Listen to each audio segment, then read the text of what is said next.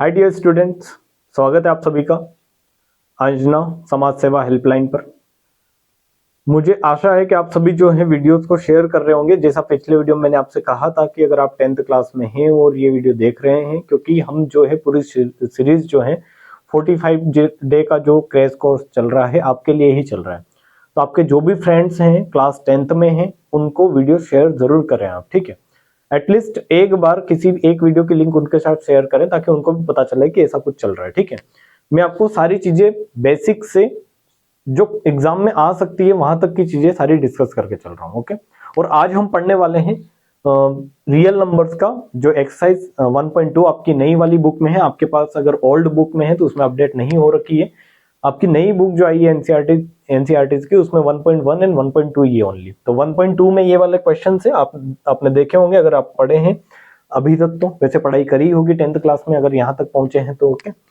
सो ये क्वेश्चंस आपको प्रॉब्लम भी करते होंगे कि how to proof that root 2 is irrational, root 3 is irrational, then this 3 + 2 root 5 is irrational, और इस पर बेस्ड कई सारे क्वेश्चन ऐसे बन सकते हैं, ओके। सो इन क्वेश्चंस को इरेशनल प्रूफ कैसे करोगे, मैं स्टेप बाय स्टेप एग्जाम में कैसे करना है उस तरीके से बता रहा हूं कि अगर आप एग्जाम में बैठे हैं तो इन क्वेश्चन को यहां से क्वेश्चन बनने के चांस 90% है, ठीक है। 90% आप अगर चैप्टर फर्स्ट से 6 मार्क्स लेना चाहते हैं और अगर ये पढ़ के नहीं जाएंगे तो फिर आपके कहीं ना कहीं 2 to 3 मार्क्स तो गए, ये आप सोच के चले, ठीक है। सो ये काफी इंपॉर्टेंट है। 90% ऐसे क्वेश्चन आपको देखने को मिलेंगे फर्स्ट चैप्टर से, ओके। सो देखो, रूट 2 को प्रूव कैसे करें कि ये इरेशनल है। आप सभी को पता है कि अगर रूट के अंदर, मैंने आपको बताया था उस दिन कि अगर रूट के अंदर क्या हो, नॉन परफेक्ट स्क्वायर नंबर हो तो वो इरेशनल होता है, और रूट के अंदर 2 है, that means non perfect square है। सो ये इरेशनल है, ये आपको भी पता है, मेरे को भी पता है, एग्जामिनर को भी पता है, बट प्रूव करके आपको बताना है कि क्यों है, ओके। सो इसका एक मेथड है। इरेशनल के बारे में हमने ज्यादा नहीं पढ़ा है, बट मैंने आपको ये बताया था कि थ्योरम 1.2 हमने पढ़ी थी। थ्योरम 1.2 में आपको रिकॉल करवा देता हूं, क्या थी कि if P divides A square then P divides A also। ये इस तरीके से हमने पढ़ा था कि P अगर A स्क्वायर को डिवाइड कर रहा है तो P A को भी डिवाइड करेगा। ये थ्योरम 1.2 मैंने इंट्रोडक्शन वीडियो में आपके साथ क्लियर करी थी, आपको पूरा कॉन्सेप्ट इसका बता दिया था, ठीक है। तो अगर आपने वो वीडियो नहीं देखा है तो वो वीडियो देख ले, इंट्रोडक्शन वाला, और वहां से ये चीज पहले क्लियर कर ले। इसका यूज हम यहाँ इसको इरेशनल प्रूफ करने में करेंगे, और एक जो कॉन्सेप्ट है वो भी यूज करेंगे कि अगर इरेशनल नंबर को इरेशनल प्रूफ करना है तो सबसे पहले इसको मान लो कि ये रेशनल है, क्योंकि इरेशनल के बारे में हमने ज्यादा नहीं पढ़ा है। तो हम अज्यूम करेंगे कि रूट 2 क्या है, रेशनल है, और अगर ये रेशनल प्रूफ नहीं हुआ दैट मीन्स ये क्या है, इरेशनल है। हमने रियल नंबर जब पढ़े थे तो मैंने आपको बताया था कि रियल नंबर 2 टाइप्स के होते हैं, एक तो रेशनल होता है और एक होता है इरेशनल। दो ही नंबर्स इस जो है हमने पूरे डिस्कस किए थे रियल नंबर के बारे में, क्योंकि चैप्टर का नाम ही रियल नंबर है। तो रियल नंबर में क्या क्या पढ़ा था कि 2 टाइप्स के रियल नंबर होते हैं, रेशनल, इरेशनल। अगर कोई नंबर रेशनल नहीं होगा तो फॉर श्योर वो इरेशनल होगा, सिंपल है, ठीक है। तो हम इसको इरेशनल प्रूफ करने के लिए क्या करेंगे कि इसको अज्यूम कर लेंगे रूट 2 को कि वो क्या है, रेशनल है। अगर रेशनल नहीं प्रूफ कर पाए दैट मीन्स वो क्या है, इरेशनल है। सिंपल सा कॉन्सेप्ट है, ठीक है। तो स्टार्ट करते हैं। मैं बोर्ड में कैसे लिखना है आपको, पेपर में कैसे क्वेश्चंस को सोल्व करना है, इस तरीके के उस तरीके से बता रहा हूं आपको, ठीक है। सो सबसे पहले क्या लिखोगे, सॉल्यूशंस आप लिखोगे। सिंपल सा है कि ये तो आप करोगे ही करोगे, कॉपी में अगर आप राइटिंग कर रहे हैं तो सॉल्यूशन लिखेंगे। Then let us assume, step by step सारी चीजें बता रहा हूं, ये आप नोट करें अच्छे से, क्योंकि आपकी कॉपी का रिप्रेजेंटेशन भी आपका मार्क्स दिलवाएगा, ठीक है। सपोज करो कि 2 मार्क्स का क्वेश्चन है, आपने पूरा सही किया है बट लिखने का तरीका इतना खराब है कि समझ में ही नहीं आया, तो फिर आपको 1 मार्क्स ही मिलेगा, ओके, या फिर 1.5 मिल जाए, बट आधा नंबर तो आप कहीं ना कहीं कटवा चुके होंगे। तो लिखने का तरीका भी मैटर करता है, किस तरीके से आप क्वेश्चन को रिप्रेजेंट कर रहे हैं, ओके। सो देखो, लेट अस अज्यूम मींस हम अज्यूम कर रहे हैं कि रूट 2 क्या है, रूट 2 इज अ रेशनल। और रेशनल नंबर के बारे में हमें काफी सारी चीजें पता है। तो क्या क्या पता है, हमें ये पता है कि रेशनल क्या होता है, P/Q की फॉर्म में होता है। रेशनल में P/Q क्या होते हैं, कोप्राइम होते हैं। रेशनल नंबर में Q is not equal to 0 होता है। और इतनी चीजें अगर पता है तो हम इस नंबर को अच्छे से डिस्कस कर सकते हैं। इरेशनल के बारे में हमें इतना पता है कि एक डेसिमल एक्सपांशन है जो नॉन टर्मिनेटिंग नॉन रिपीटिंग है, तो उसको लेकर हम ज्यादा चीजें जो है डिस्कस नहीं कर पा रहे थे, इसलिए हमने इसको क्या अज्यूम किया पहले कि ये रेशनल है। और अगर इसको रेशनल प्रूफ नहीं कर पाएंगे दैट मीन्स ये इरेशनल हो जाएगा। सिंपल सा कॉन्सेप्ट है, आपको माइंड में क्लियर होगा। जब भी इस तरीके के क्वेश्चन आपको दिखे कि इसको इरेशनल प्रूफ करके बताओ, तो ये माइंड में कॉन्सेप्ट आपको आ जाना चाहिए कि इस तरीके से मैंने बताया था कि अगर रेशनल प्रूफ इरेशनल प्रूफ करना है तो उसको पहले रेशनल मानना है, रेशनल प्रूफ नहीं होगा आपको आगे जाकर दिखेगा यहाँ तो वो इरेशनल हो जाएगा। Okay, so let's start. अगर रूट टू रेशनल है तो रेशनल नंबर को हम मान रहे हैं कि ये a बाय बी होगा। p बाय q की जगह मैं क्या ले रहा हूं, a बाय बी। आप p बाय q भी ले सकते हैं बट a बाय बी ज्यादा अच्छा है, ठीक है। मींस एक हमने क्या लिया है, फ्रैक्शन लिया है जिसमें एक न्यूमरेटर है एक डिनोमिनेटर है। Clear? So all rational number इस टाइप के होते हैं वेयर आप इधर लिखेंगे साइड में where a and b are coprime, a comma b are coprime, क्योंकि हमें पता है p एंड q क्या होते थे, हमारे को प्राइम होते थे, उनमें कुछ भी कॉमन नहीं होता था। को प्राइम का मीनिंग मैं आपको एक बार और बता देता हूं कि सपोज करो 4/6 लिखा है तो ये 4 एंड 6 को प्राइम नहीं है, क्योंकि इन दोनों में एक नंबर कॉमन है, क्या है 2। आप 2 से डिवाइड करेंगे 4 भी होगा 6 भी होगा। बट अगर इस तरीके से लिखा है 2/3 तो ये दोनों को प्राइम है, इनमें कुछ भी कॉमन नहीं है। 2 और 3 को एक टेबल से आप डिवाइड करवा ही नहीं सकते 1 को छोड़कर, और 1 का डिस्कशन हम इसलिए नहीं कर रहे हैं क्योंकि 1 तो प्राइम ही नहीं है, तो को प्राइम तो अलग बात हो जाएगी, ठीक है। सो देखो 4/6 क्यों नहीं लेना है हमें, क्योंकि ये को प्राइम नहीं है। तो जब भी कोई रेशनल नंबर लिखा होगा तो वो इस तरीके से लिखा होगा कि a by B means fractions की फॉर्म में, देन उनमें a बाई बी में भी कुछ भी कॉमन नहीं होना चाहिए। अगर ऐसी कंडीशन हम यहाँ √2 के बारे में अगर शो कर पाए तो ये रेशनल होगा, और अगर नहीं कर पाए तो ये नहीं होगा, सिंपल, ठीक है। तो इसको सॉल्व करने के लिए आगे हम इस इक्वेशन को √2 को इक्वल लिखा है मैंने a बाई बी के, दैट मीन्स कि अगर कोई रेशनल नंबर है तो उसको a बाई बी की फॉर्म में लिख सकते हैं इस तरीके से, ठीक है। सो मैं यहाँ क्रॉस मल्टीप्लाई करूंगा तो ये क्या होगा, √2b equal to a। This is our equation first, ठीक है। इस तरीके से इसको इक्वेशन ले लेनी है, इक्वल टू का साइन लगाए तो इक्वेशन की फॉर्म में आ गया है। नाउ ये √2 कैसे हटाएं, क्योंकि हमें √2 को यहाँ पर ये जो है इरेशनल कैसे बनाता है नंबर, क्योंकि 2 के ऊपर रूट लगा है, ठीक है। ये रूट हटाना है कहीं से न कहीं से, प्रॉब्लम अगर खत्म करनी है तो रूट को हटाना पड़ेगा, ठीक है। और रूट को हटाने का एक ही तरीका है कि स्क्वायर कर दें, किसी नंबर का अगर रूट हटाना है तो स्क्वायर कर दो उसको, ठीक है। सो आप क्या करेंगे, on squaring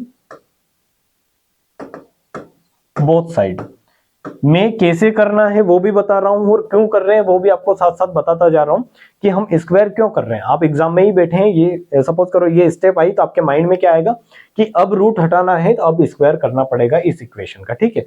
so on squaring both side of equation 1 ऐसे लिख दें, ठीक है। इक्वेशन 1 हमारे पास है तो इसको हमने नेमिंग की है इक्वेशन 1, तो इक्वेशन 1 का हम क्या कर रहे हैं, बोथ साइड स्क्वायर कर रहे हैं। तो स्क्वायर करेंगे तो √2 by B square equals to a square.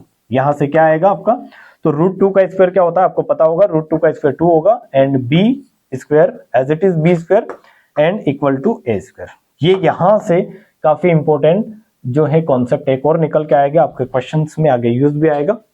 सारे इरेशनल नंबर जो प्रूफ करेंगे उनमें ये वाला कॉन्सेप्ट भी यूज आएगा। तो देखो क्या लिखा है मैंने अभी तक, क्या क्या आपको सभी को समझ में आया होगा। अगर नहीं समझ में आया तो वीडियो को थोड़ा सा पीछे ले जाकर फिर से यहाँ आए, ठीक है। अगर नहीं समझ में आया तो वीडियो को पहले पीछे ले जाकर देख कर आए, वरना फिर आगे पढ़ने का कोई मतलब नहीं है, ओके।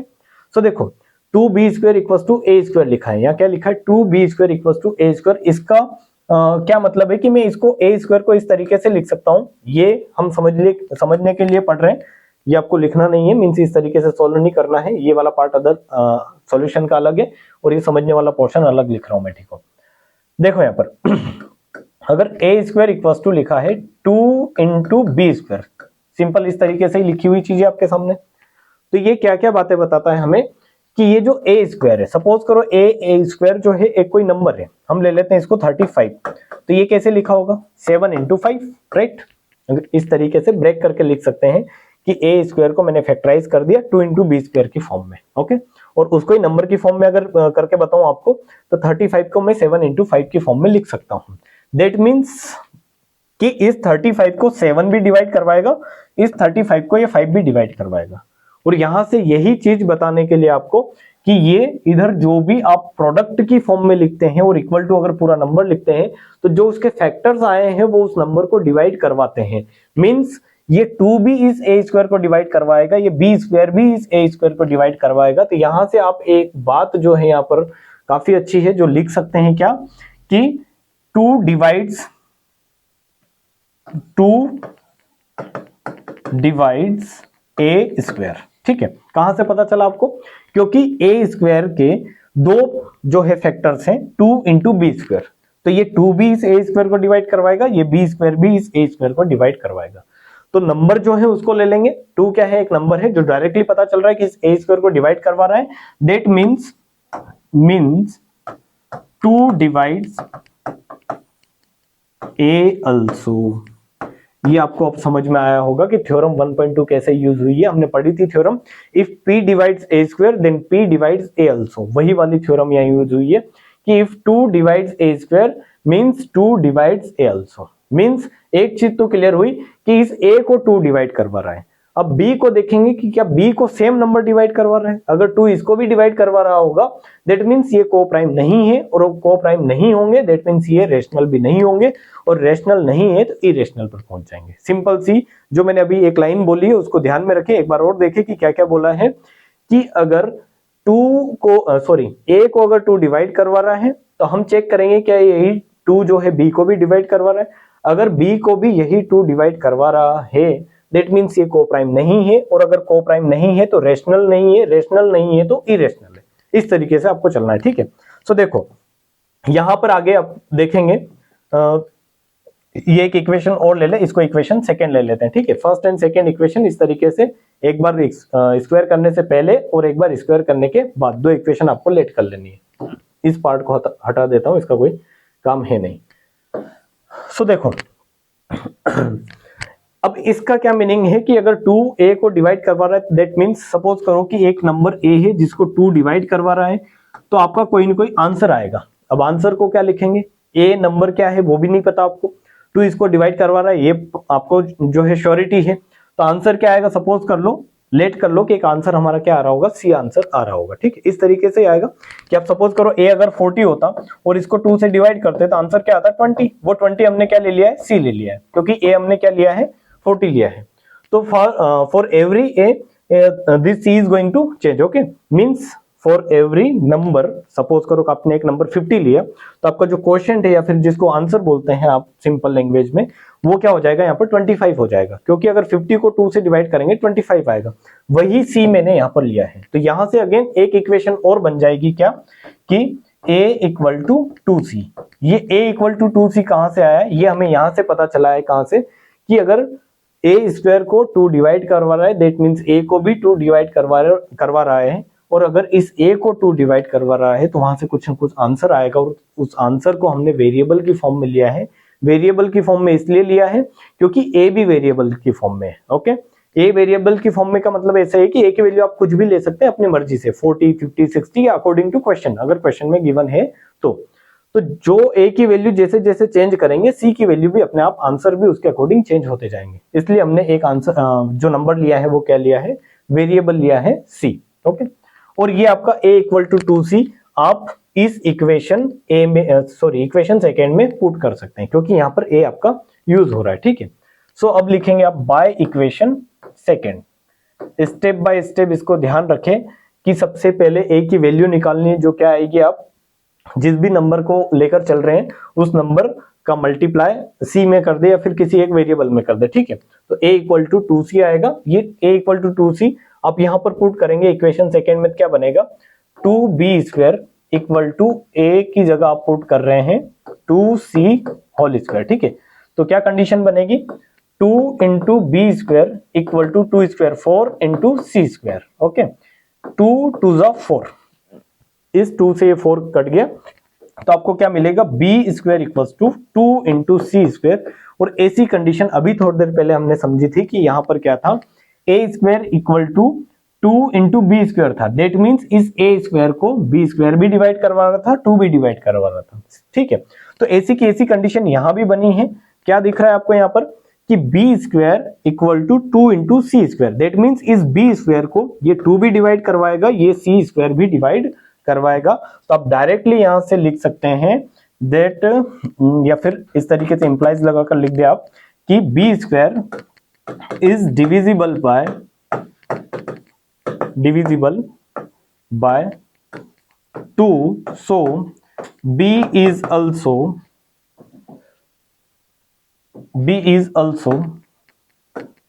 divisible by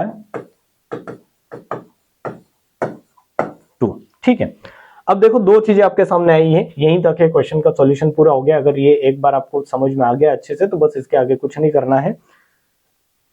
क्या पता चला हमें कि a को भी 2 डिवाइड करवा रहे हैं, और यहां से क्या पता चला कि इस b को भी कौन डिवाइड करवा रहा है, 2। तो आपको क्या पता चला होगा कि a और b दोनों को एक सेम नंबर 2 जो है वो डिवाइड करवा रहा है। That means a and b are not coprime. That means our assumptions is wrong. जो भी हमने अजम्पशंस किया था वो क्या है, रॉन्ग है। और अगर हमने जो माना था वही गलत है। क्या माना था हमने कि √2 रेशनल है, वो अगर गलत है तो √2 क्या हो गया है, इरेशनल हो गया है। तो क्लियरली आप लिखेंगे यहाँ पर, clearly a and b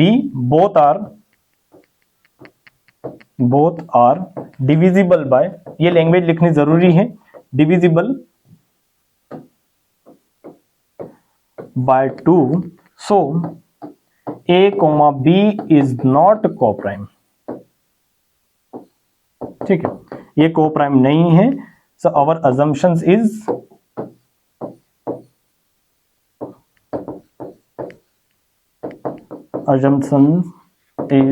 wrong, या फिर इनकरेक्ट, ऐसा भी लिख सकते हैं आप। Hence √2 is irrational। बस इतना करना है।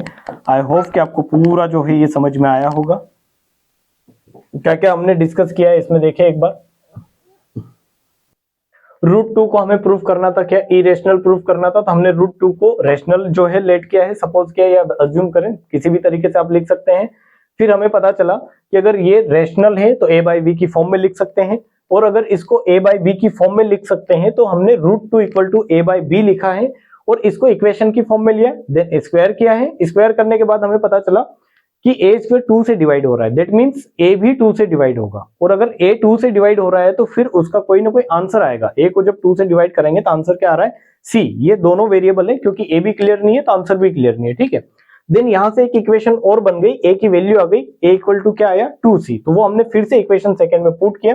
जैसे ही इक्वेशन सेकंड में आपने a equal to 2c put किया, अगेन आपको मिला कि ये जो b स्क्वायर है ये भी 2 से डिवाइड हो रहा है। दैट मीन्स b भी 2 से डिवाइड होगा, एंड a एंड b अगर दोनों ही 2 से डिवाइड हो गए हैं तो ये को प्राइम वाली कंडीशन गलत हो गई। जैसे ही को प्राइम वाली कंडीशन गलत हुई, हमारे जो अजम्पशंस थे कि ये रेशनल है वो भी गलत हो गए। दैट मीन्स ये √2 क्या हो गया, हमारा इरेशनल प्रूफ हो गया। ठीक है, इतना सा आपको करके आना है। 99 या फिर 90% तो चांस लेकर ही चले कि ऐसे जो क्वेश्चन है आपको एग्जाम में मिलेंगे। और ये अगर आपको वीडियो जो है क्वेश्चन समझ में आया है तो यहाँ जो एक क्वेश्चन पीछे रह गया है इसके सॉल्यूशंस के, ये भी आप कर पाएंगे अच्छे से, मेरे को आपसे यही उम्मीद है। ठीक है, अगर इसका सॉल्यूशन पूरा लिखना है तो आप वीडियो को बैक करके लिख सकते हैं, बट ये वाला क्वेश्चन आप खुद से करके जरूर देखें। ठीक है, सो आशा यही है कि आपको समझ में आया होगा। नहीं समझ में आया है तो आप वीडियो को एक बार और देख ले, क्योंकि आपके पास ये फैसिलिटी है कि आप वीडियो को बैक जाकर देख सकते हैं। मेरे को डबल से बताने की जरूरत नहीं है। जो भी लाइन आपको समझ में नहीं आई है वहां जाके वीडियो को रोके, देन अगेन वहां से स्टार्ट करें। ठीक है, सो मिलते हैं नेक्स्ट वीडियो में। कुछ क्वेश्चंस और बचे हैं, वीडियो ज्यादा लंबा नहीं हो इसलिए हम ये वाले जो क्वेश्चन है नेक्स्ट वीडियो में डिस्कस करेंगे। जय हिंद।